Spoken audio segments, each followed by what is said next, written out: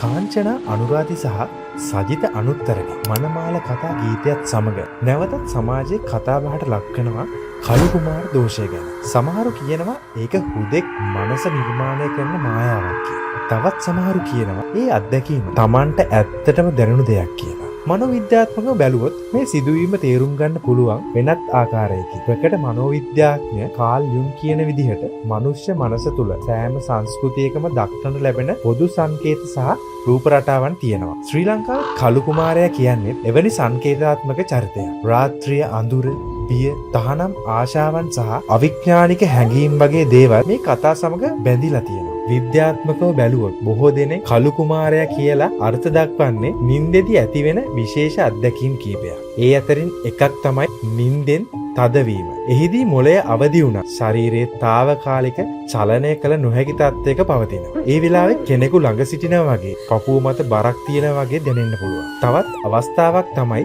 සිහින තුල ඇතිවෙන දැඩි චිත්ත වේගය හා ආදර හැඟීම් සහිත අත්දැකීම්. අධික ආතතිය, තනිකම, බිය සහ යටපත් කළ හැඟීම් මේ වගේ අත්දැකීම් තවත් වැඩි කරන්න පුළුවන්. අපේ පැරැන්නන් මේ වගේ තත්ත්වයන්ට ප්‍රතිකාර කරේ තොවිල් සහ පිරිත් වැනි සංස්කෘතික ක්‍රම භාවිතා කරනවා. තොවිලේකේදී රෝගියාගේ බියට නමක් දෙනවා.